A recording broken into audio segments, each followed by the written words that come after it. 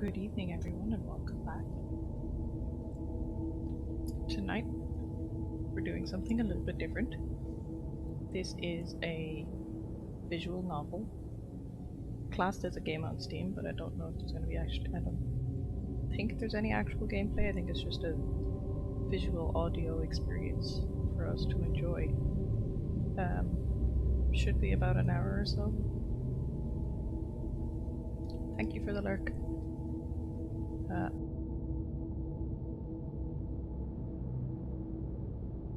I've never played or done anything like this, so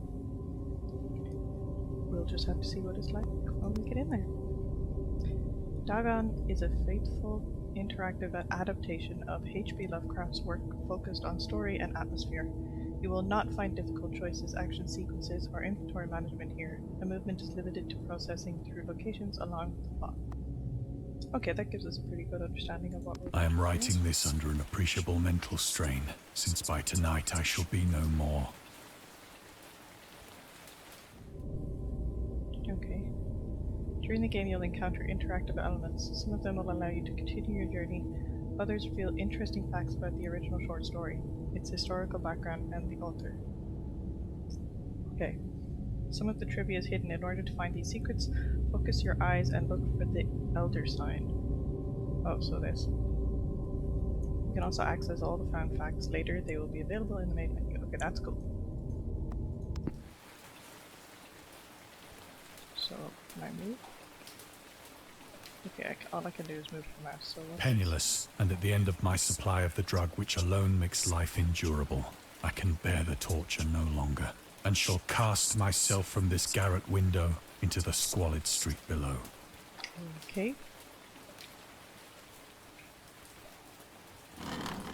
Oh, Do not think from my slavery to morphine that I am a weakling or a degenerate. When you have read these hastily scrawled pages, you may guess, though never fully realize, why it is that I must have forgetfulness or death.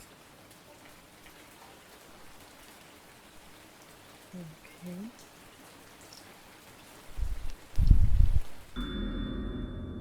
Okay. So this is our first little fact then.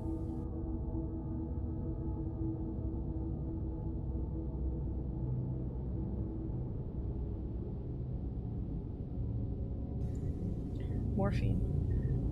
Morphine entered into use in the 19th century and was routinely administered to treat severe pain during the American Civil War 1861 to 1865 and World War I 1914 to 1918. It was also sold without restrictions until 1914. Morphine became more popular after the intervention of the hypodermic syringe around 1854. Friedrich Serturner first isolated the substance, originally named it morphium, after Morpheus, the Greek god associated with dreams. At the time when Dagon was published, morphine abuse, known as soldier's disease, already posed a big problem in the United States. Still a problem in some places. It was in one of the most open and least frequented parts of the broad Pacific that the packet of which I was supercargo fell a victim to the German sea raider.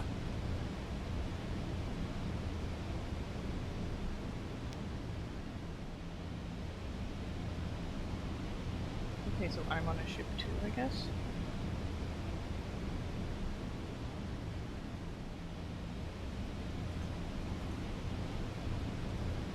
I'm not able to walk or anything. Well, that sounds good. The Great War was then at its very beginning, and the ocean forces of the Hun had not completely sunk to their later degradation. So that our vessel was made a legitimate prize, whilst we of her crew were treated with all the fairness and consideration due us as naval prisoners. The graphics on this are so nice. Look at that water.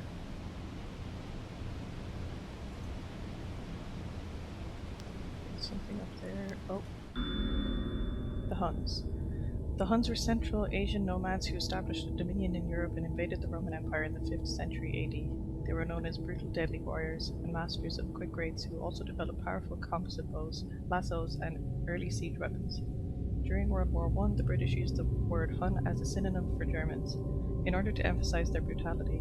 However, the term originated when the German Emperor Wilhelm II gave a speech to his troops on the 27th of July 1900 before they embarked to China.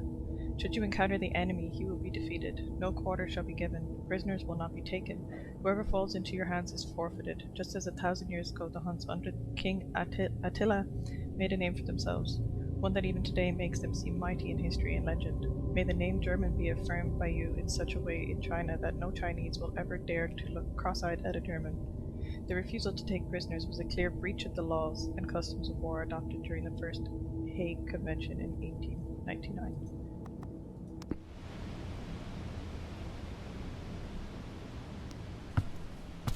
We actually walked that time. So liberal, indeed, was the discipline of our captors, that 5 days after we were taken, I managed to escape alone in a small boat with water and provisions for a good length of time. How did you manage that, dude? Just looking around to see if I'm missing anything. Don't see anything. Oh.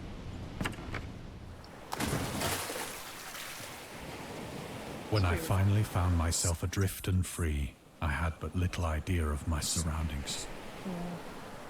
I was going to say, so we were captured and then we escaped on our own. So pretty. Never a competent navigator, I could only guess vaguely by the sun and stars that I was somewhat south of the equator. I'm quiet. I think I just need to lower them.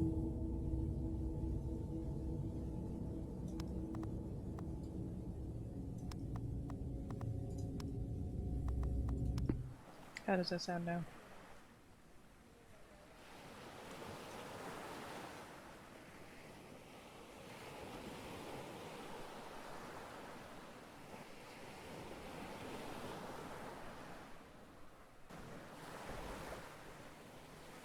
Okay, thanks. I also moved my microphone was a little far away from my mouth, so that probably didn't help. Thank you. Okay, so... Of the longitude, I knew nothing, and no island or coastline was in sight.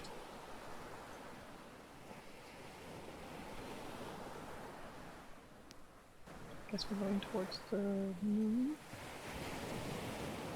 The weather kept fair, and for uncounted days I drifted aimlessly beneath the scorching sun, waiting either for some passing ship or to be cast on the shores of some habitable land.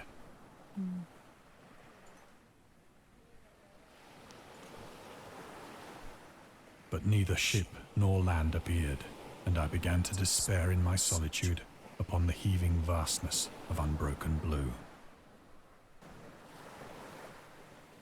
Okay, the waves are still a bit loud. They're not that loud to me, but I'm gonna lower them a little bit. Leave his voice still loud because we want to be able to hear him. Okay.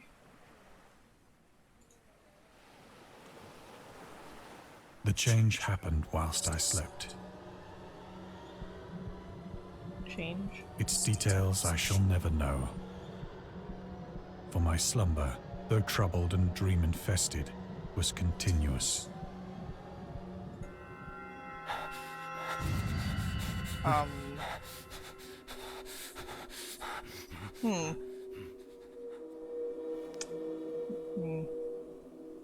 have questions. What on earth? When at last I awoke, it was to discover myself half sucked into a slimy expanse of hellish black mire, which extended about me in monotonous undulations as far as I could see. Undulations, what a word, but honestly, perfectly descriptive. Some hentai nightmare, that's for sure. Hi Witchy, how are you? And in which my boat lay grounded some distance away. Yeah, I think the boat's kind of the least of your problems right now, dude. Though one might well imagine that my first sensation would be of wonder at so Thank you. prodigious and unexpected a transformation of scenery, I was in reality more horrified than astonished. I don't know, you sound pretty monotone. For there was in the air, and in the rotting soil, a sinister quality which chilled me to the very core. The region was putrid with the carcasses of decaying fish, and of other, less describable things which I saw protruding from the nasty mud of the unending plain. It just seems to be all tentacles, though. I, like, really, truly don't see anything else. You loved the jump scare from the other day?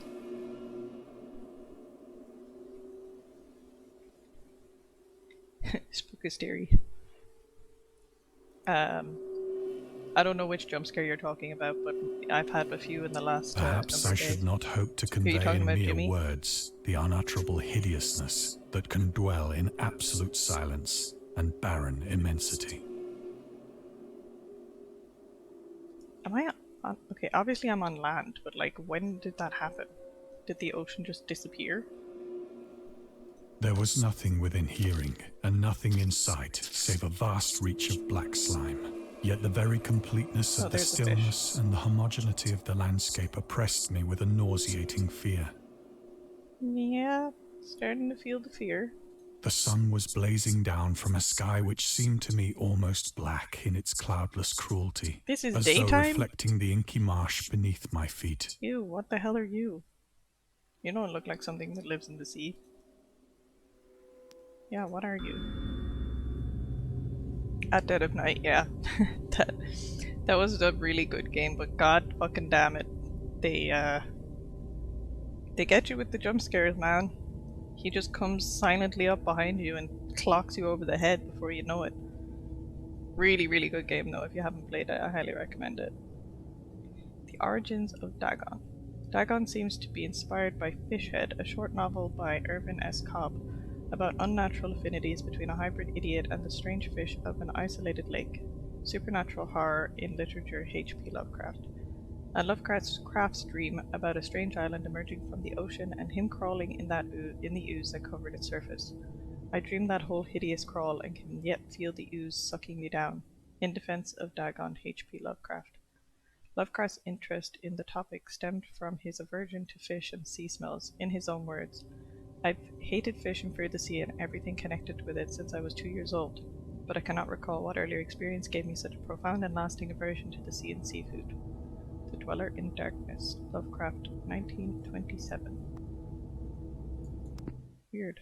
It's like, to be so afraid of something and not know why. And then write about it. As I crawled into the stranded boat, I realized that only one theory could explain my position.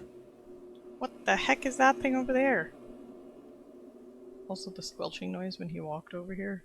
Through some unprecedented volcanic upheaval, a portion of the ocean floor must have been thrown to the surface, exposing regions for which innumerable millions of years had lain hidden under unfathomable watery depths. That's the only possible explanation for what happened here. Also, thank you for the resub, Witchy. So great was the extent of the new land which had risen beneath me that I could not detect the faintest noise of the surging ocean, straining my ears as I might. Yeah, there's no ocean sounds. Nor were there any seafowl to prey upon the dead things. What is that thing over there? What is that? Like, this thing over here. It's just like a big blob of something or other. For several hours I sat thinking or brooding in the boat, which lay upon its side and afforded a slight shade as the sun moved across the heavens. I feel like I'm beside the boat more than in it. As the day progressed, the ground lost some of its stickiness and seemed likely to dry sufficiently for traveling purposes in a short time. Burn everything that's squirming alive, I imagine. That night I slept but little, and the next day I made for myself a pack containing food and water, preparatory to an overland journey in search of the vanished sea and possible rescue. Sure, dude. I don't know what those big tentacles belong to. Is that the Kraken back there? Feels like it might be. On the third morning, Oh. I found the soil dry enough to walk upon with Where did all ease. the squirming things go? The odor of the fish was maddening, but I was too much concerned with graver things to mind so slight an evil, and set out boldly for an unknown goal. Okay, which way are we going? That way? Okay. Lovely squelchy footsteps. All Oh, day I forged why? steadily westward, guided by a faraway hummock which rose higher than any other elevation on the rolling desert.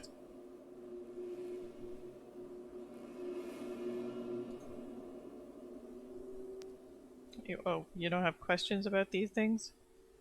I have a few questions. Like, what is that?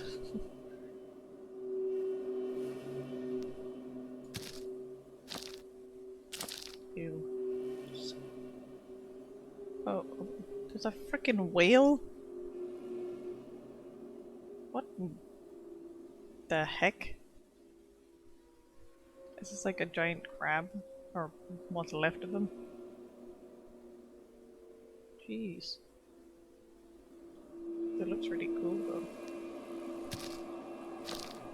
The graphics are... This is his life now. Yeah, it kind of seems like it. I encamped, and on the following day still travelled toward the hummock, though that object seemed scarcely nearer than when I had first espied it. Is that all the one thing? Like going under and over? Weird. Okay, apparently we're going towards that hill. I don't feel like we're getting any closer to it. Yeah, the things are starting to get bigger. Oh. By the fourth evening, I attained the base of the mound, which turned out to be much higher than it had appeared from a distance. Yeah, well, duh. An intervening valley setting it out in sharper relief from the general surface. What do we think we're going to accomplish by going up there, apart from wasting valuable energy? Too weary to ascend, I slept in the shadow of the hill. Yeah, I don't know why I'm so quiet. Is that better? I didn't change anything, but games differ. Is that better at all? Should be. Okay, cool. Okay. Is the game volume okay? Is it the game volume that's overshadowing me, or is it just that I'm being quiet? Maybe it's the fact that I'm just not being jump scared, so I'm just like even-toned and calm. Knowing that probably Jimmy isn't going to come out from behind this mountain and hit me. Too weird to send. Okay, so we sleep at the bottom. Still, though. I know not why my dreams were so wild that night. Really? You don't know why? You just seen like a bunch of sea animals that you know of and ones that you don't know of on land, and then you say you don't know why your dreams are so wild. Okay, dude. But ere the waning and fantastically gibbous moon ideas had of why that risen might far be. above the eastern plain. Yes, calm voice is quiet voice. I was awake in a cold perspiration, determined to sleep no more. What is that? Is that Mr. Rock? Okay. Such visions as I had experienced were too much for me to endure again. It's very pretty. And in the glow of the moon I saw how unwise I had been to travel by day. Okay. Without the glare of the parching sun, my journey would have cost me less energy. Well, duh. What, you want to climb the mountain now in the dark? I now felt quite able to perform the ascent which had deterred me at sunset. Yeah, it seems like the ocean just like... Picking up my pack, I started for the crest of the eminence. Okay. I still don't know what climbing up here monotony is of the going to do rolling for us. plain was a source of vague horror to me.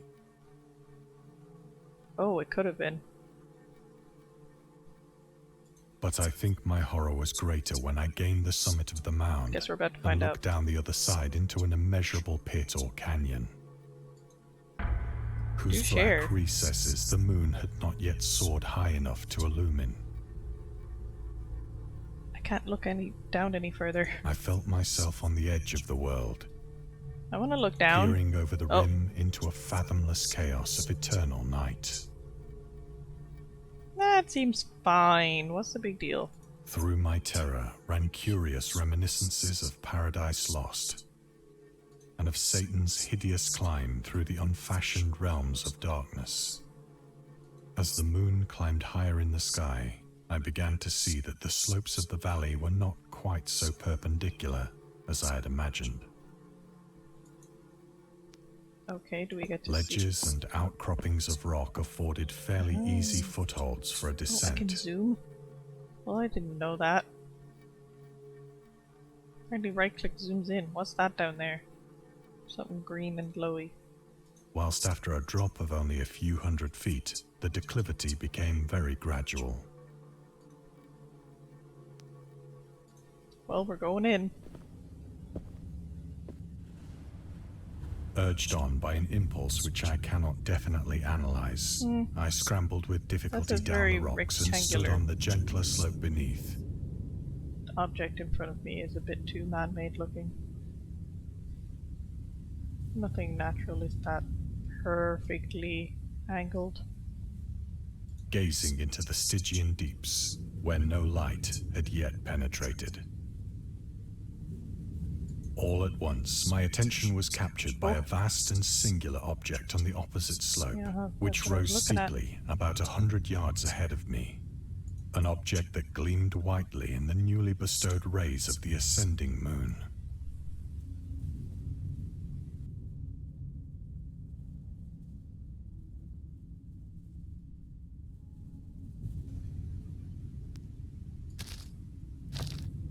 Let's get a little closer, shall we? That it was merely a gigantic piece of stone, I soon assured myself. How assuring is it? It's perfectly angular. That's But I not was natural. conscious of a distinct impression that its contour and position were not altogether the work of Hey, nature. there you go. Good job. A closer scrutiny filled me with sensations I cannot express. Oh, great. For despite its enormous magnitude, and its position in an abyss which had yawned at the bottom of the sea since the world was young, Foolish man, yeah. Always a foolish man. I perceived beyond a doubt that the strange object was a well-shaped monolith, whose Now massive he's getting bulk there. had known the workmanship and perhaps the worship of living and thinking creatures. Dazed and frightened, yet not without a certain thrill of the scientist's or archaeologist's delight, I examined my surroundings more closely. Okay, rocks, ground. Still that squelchy underfoot. Oh, shit. The moon, now near the zenith, shone weirdly and vividly above the towering steeps that hemmed in the chasm, How did we not hear this water before? and revealed the fact that a far-flung body of water flowed at the bottom, winding out of sight in both directions, and almost lapping my feet as I stood on the slope.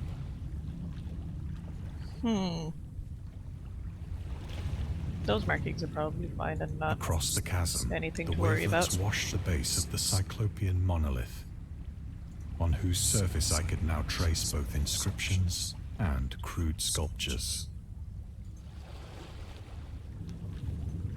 We getting closer? The Oh, we writing getting was closer. in a system of hieroglyphics unknown to me, and unlike anything I'd ever seen in books, It's pretty. consisting for the most part of conventionalized aquatic symbols such as fishes, eels, octopi, crustaceans, mollusks, whales, and the like. And sharks, I see a few sharks. Several characters obviously represented marine things which are unknown to the modern world, but whose decomposing forms I had observed on the ocean-risen plain. Oh, yeah. It was the pictorial carving, however, that did most to hold me spellbound.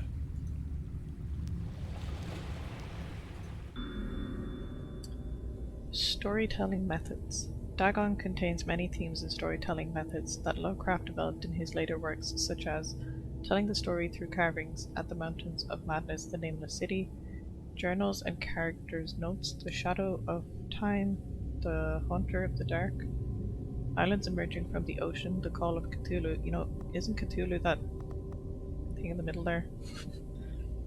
Or fictional beings and deities based on real events and mythologies, Myko and the Whispers in Darkness. It's also considered the origin of the popular Cthulhu mythos. Some of Lovecraft's other stories also conclude in a manner similar to Dagon, but let's skip the details in order to not spoil the ending. Appreciate it. Isn't this like Cthulhu? That's what I was thinking when I looked at it. Plainly visible across the intervening water on account of their enormous size were an array of bas-reliefs whose subjects would have excited the envy of a Doré. I think that these things were supposed to depict men, at least a certain sort of men, though the creatures were shown disporting like fishes in the waters of some marine grotto, or paying homage at some monolithic shrine which appeared to be under the waves as well. Yeah, that's what I thought too when I seen it first. Of their faces and forms I dare not speak in detail. Okay. For the mere remembrance makes me grow faint.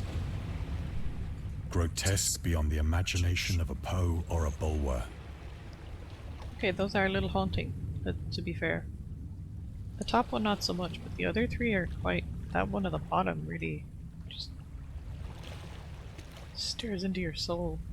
They were damnably human in general outline, despite webbed hands and feet, shockingly wide and flabby lips, glassy, bulging eyes, and other features less pleasant to recall. I think the sunken eyes are actually more scary, like this one on the right here. Curiously enough, they seem to have been chiseled badly out of proportion with their scenic background. How could you possibly know that? For one of the creatures was shown in the act of killing a whale, represented as but little larger than himself. Yeah, why do you think that... Perhaps that's as it was, and maybe being a little naive and thinking they drew that out of proportion. Like, maybe not. Like, those are they humpbacks or sperm whales? They're pretty big. So, I would imagine that. I remarked, as I say, proper their proportion. grotesqueness and strange size. But in a moment decided that they were merely the imaginary gods of some primitive fishing or seafaring tribe. Yeah, back to Foolish Man. Yeah, that's what I thought. They looked like the one that was dead, that was on earlier in the game. I think that was a humpback as well. That's what it looked like anyway. Some tribe whose last descendant had perished eras before the first ancestor of the Piltdown or Neanderthal man was born. I am enjoying this story that I don't have to read everything, which I really appreciate. Okay. What's Awestruck next? at this unexpected glimpse into a past beyond the conception of the most daring anthropologist, I stood musing whilst the moon cast queer reflections on the silent channel before me. Then, suddenly, I saw it. Oh, there's ripples in the water. Uh-oh. Cthulhu, is With that only you? a slight churning to mark its rise to the surface, the thing slid into view above the dark waters. Oh, what's it gonna be? Oh, it's coming. Polyphemus-like and loathsome, it darted like a stupendous monster of nightmares to the monolith, Yeah, there you go. Its size is perfectly proportioned to what they drew.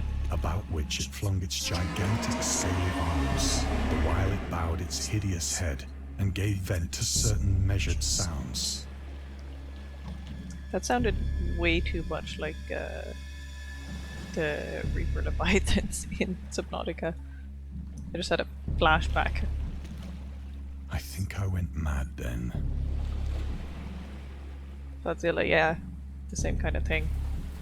Of my frantic ascent of the slope and cliff, and of my delirious journey back to the stranded boat, I remember How the little. fuck did you find your way back there? There's no...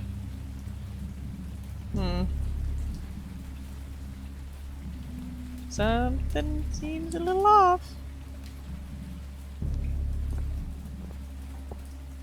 Am I climbing out?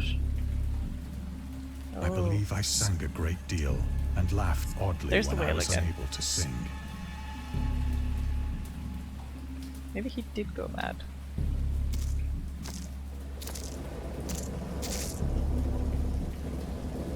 I have indistinct recollections of a great storm It's raining. sometime after I reached the boat.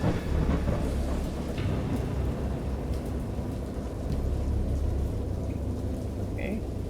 At any rate, I know that I heard pearls of thunder and other tones which nature utters only in her wildest moods.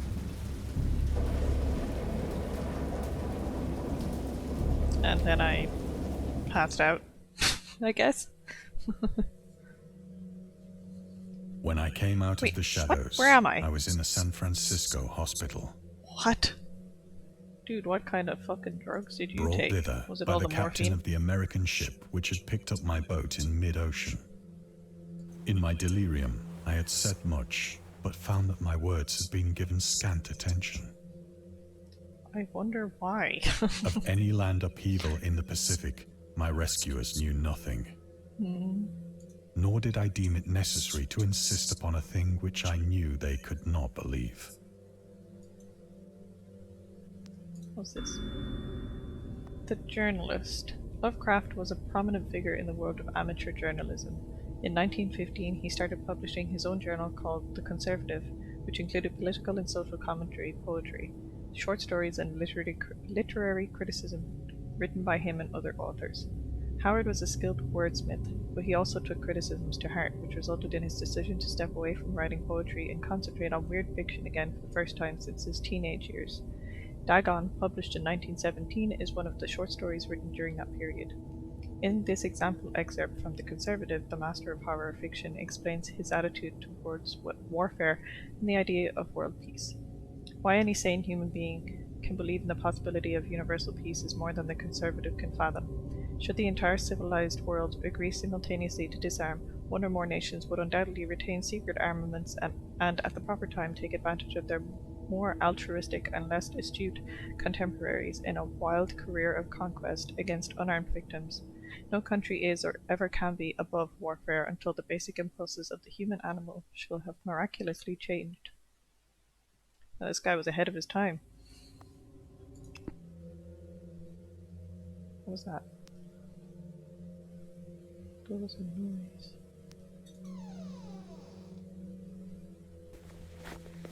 Should I be up? Once I Shouldn't sought somebody out be a watching me? celebrated ethnologist. What's an ethnologist? And amused him with peculiar questions regarding the ancient Philistine legend of Dagon, the fish god.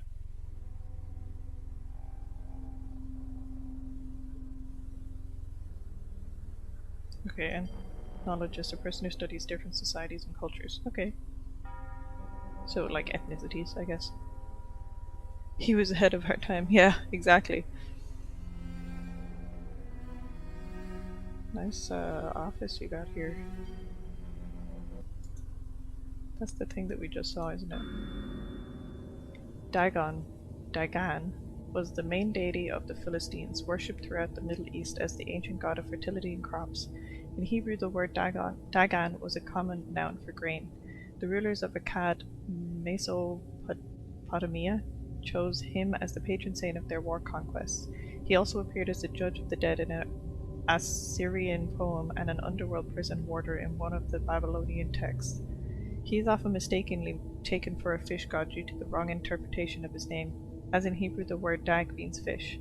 In H. P. Lovecraft's works, Dagon is an underwater deity, ruling over the deep ones, a humanoid race with fish traits that resides in the oceans.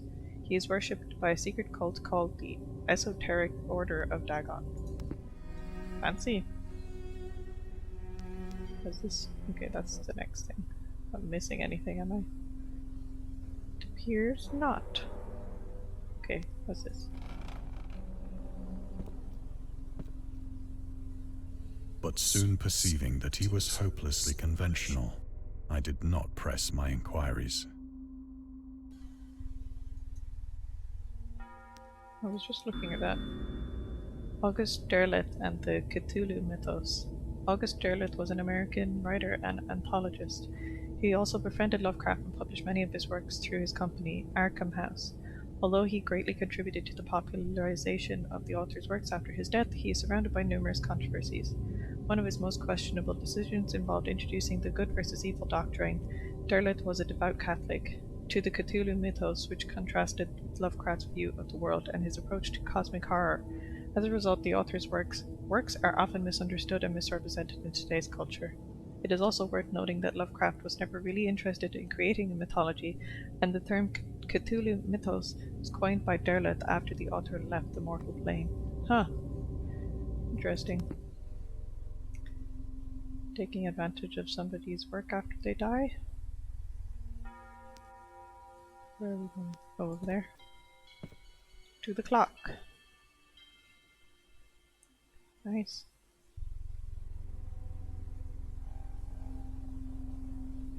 What am I looking for here?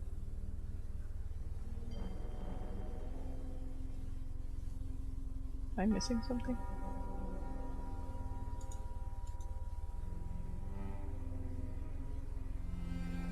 Ah. I was like, I don't see anything. Just had to turn around a little further. It is at Oh, night, we're back here. especially when the moon is gibbous and waning, that I This is where see we the started. thing. You see the thing? I tried morphine, but the drug has given only transient surcease Morphine is what and has ended you there in drawn the me first into its place. clutches as a hopeless slave.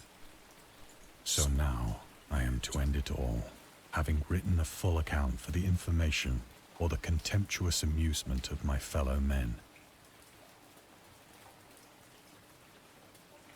So this is the part where he jumps out the window like he said he was going to in the beginning? Okay. Lovecraft on tobacco and alcohol. Lovecraft hated tobacco, even though he used to smoke when he was 12, in order to look and feel like an adult. In his correspondence with friend Reinhard Kleiner, he claims that he quit as soon as he started wearing long pants. He also had a very strong opinion about alcohol, as evidenced by his letter to Celia Brown dated 13th of February 1928.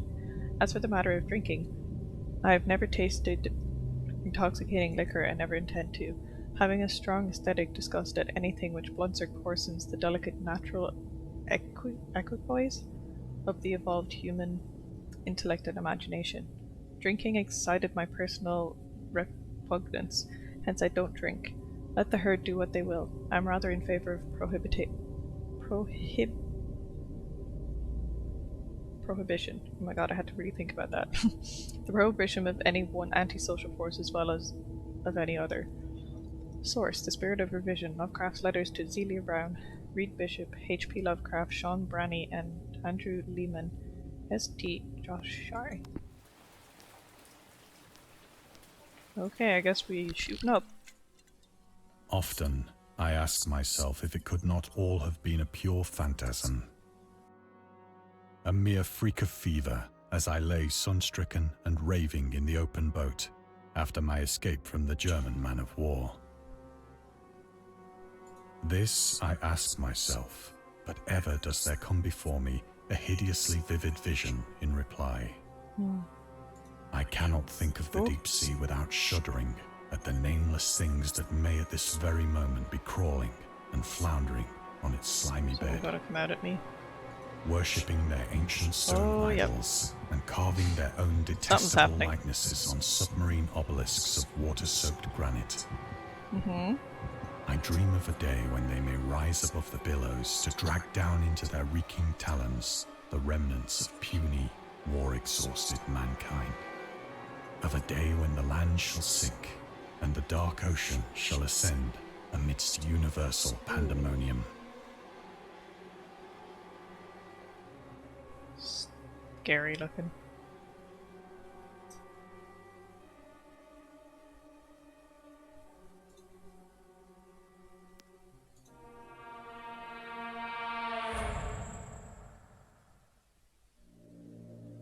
end is near. Yeah, maybe if you'd stop overdosing on morphine. I hear a noise at the door, as of some immense slippery body lumbering against it. Sounds slimy, alright. It shall not find me. I think it already did. It's too late for you, dude. Oh. Come in! Is it housekeeping? Oh, we're going out the window. That hand! What hand? Oh my god, it blends so well into the wallpaper that I didn't even see it. The window! The window! Do we have to? I want to see. Oh. Jesus Christ. Avon calling. Yeah, that would make some people jump out the window like that. Good God. That's how it ends. Hope you enjoyed immersing yourself in our little pool of cosmic horror. We would appreciate it if you took a moment to rate Dagon and check out the other games. I didn't know there was DLC. Let me just... This one was actually free on Steam.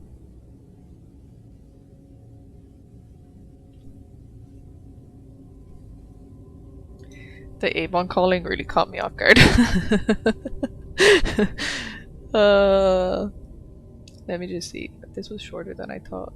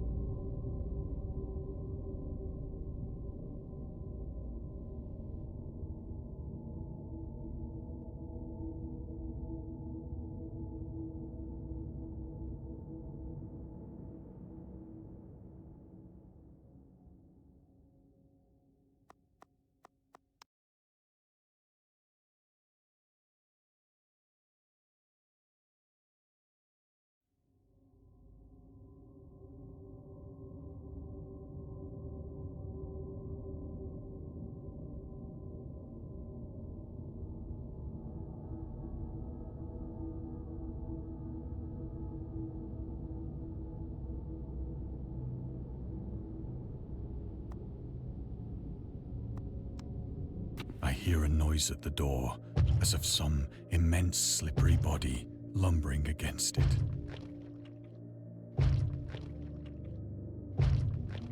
It shall not find me.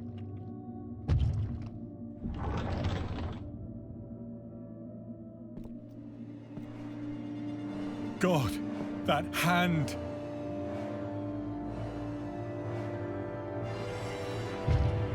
The window! The window!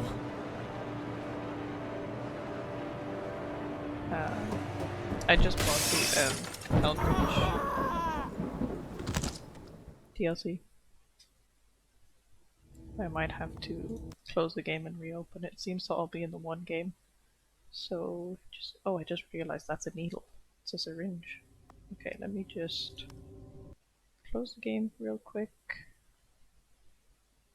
It seems to all be within one game.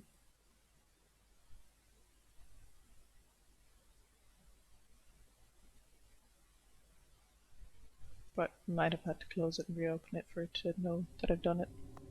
Or that I've gotten it. How do I...